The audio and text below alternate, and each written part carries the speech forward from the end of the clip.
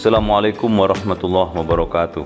Saudara-saudara pemirsa TV Tausiah, ada pengalaman unik sekaligus menarik. Orang bilang bahwa Gunung Semeru sekarang aman-aman saja. Ternyata ungkapan itu sifatnya sementara. Bisa jadi Semeru tiba-tiba mengirimkan airnya yang begitu deras dan bisa mendorong benda apapun di kawasan aliran sungai itu. Saya termasuk orang yang beruntung karena kemarin ketika pulang dari Tempur Sari melalui Pronojiwo dan melalui Curah Koboan, tiba-tiba 1 jam berikutnya banjir datang dan air meluap kemana-mana begitu deras dan membahayakan.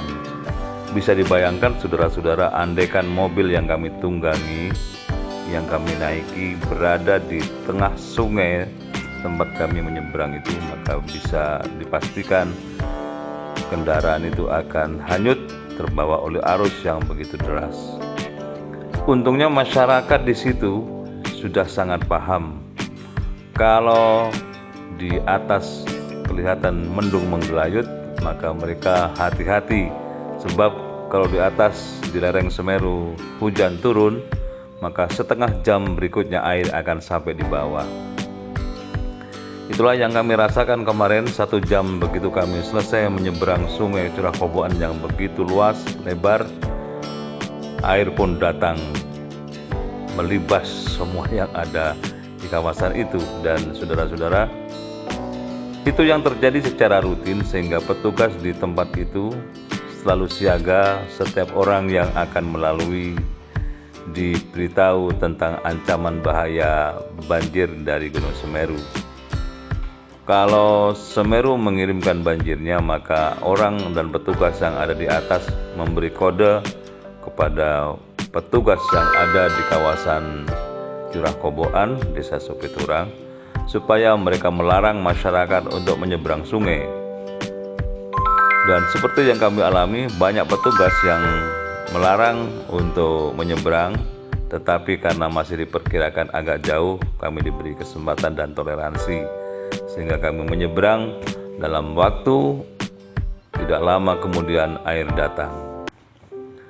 Dan erupsi Gunung Semeru memang memberikan informasi kuat kepada kita bahwa Semeru memang belum sepenuhnya aman. Kenapa sekarang ini Curah Koboan menjadi perhatian banyak pihak dan dilewati oleh seluruh orang yang akan menuju atau pulang dari Tempur Sari, Pronojiwo ke Lumajang atau sebaliknya? Karena jembatan perak yang dibangun sebagai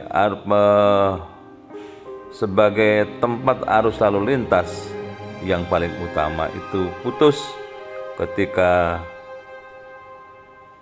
erupsi Semeru mengamuk.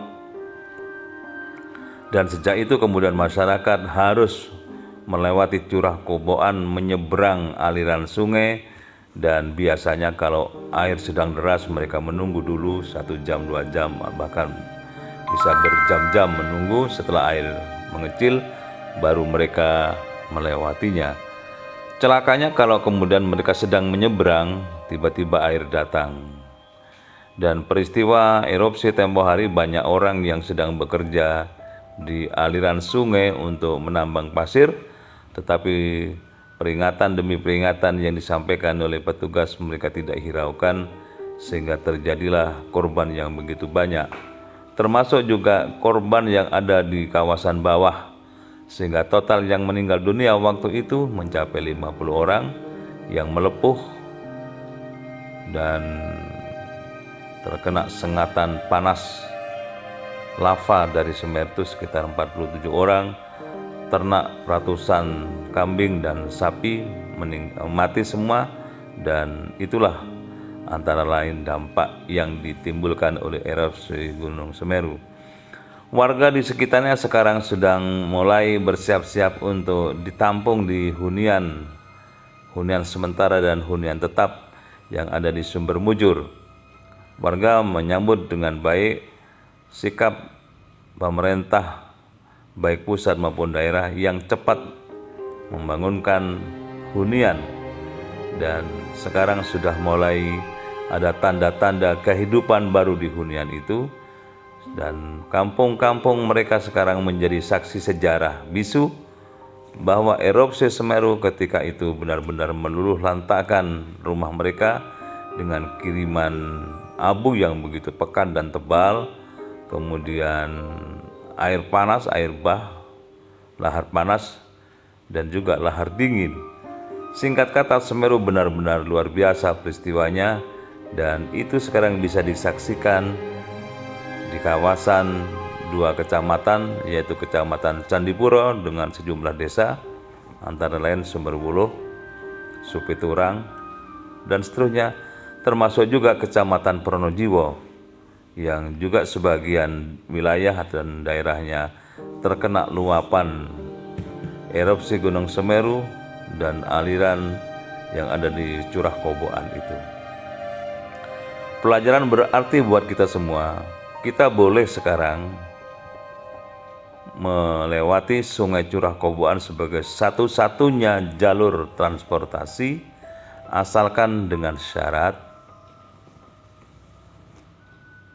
tidak ambil waktu siang atau sore hari. Pagi hari lebih aman, sebab pada saat pagi hari Semeru masih terang benderang, mendung belum menggelayut tebal, dan hujan diperkirakan akan masih jauh waktunya. Itu sebabnya kalau akan melintasi kawasan ini, selain memperhatikan kode-kode dan peringatan dari petugas di sana, kemudian juga memperhatikan cuaca, sekiranya mendung jangan diteruskan, sebab itu merupakan isyarat bahaya bagi orang yang akan melintasi Curah Koboan.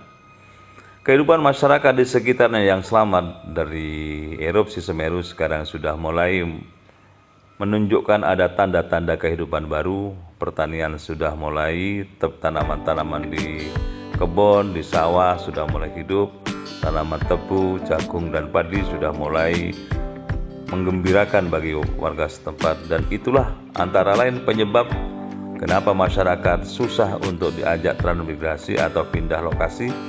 Kan ada 4 faktor. Pertama, masyarakat menganggap tanah di sekitar Semeru begitu subur, dan memang betul adanya tanah di sana subur, tanaman-tanaman sama tumbuh dengan subur. Yang kedua, biasanya Semeru itu kalau akan menimbulkan bencana atau amarahnya, sebelumnya memberikan kode dan isyarat-isyarat yang bisa ditangkap oleh masyarakat sekitarnya sehingga mereka bisa menghindar. Itu dulu. Tapi ketika erupsi kemarin, isyarat itu seolah tidak berlaku. Apalagi bencana alam terjadi di saat masyarakat sedang bekerja di kawasan sungai tempat aliran bah itu melintas, sehingga mereka tidak bisa menghindar lagi, apalagi disertai dengan mendung yang begitu tebal, matahari tertutup sehingga gelap seperti jam 2 malam, mereka kesulitan lari kemana tidak tampak, sehingga banyak korban jiwa waktu itu.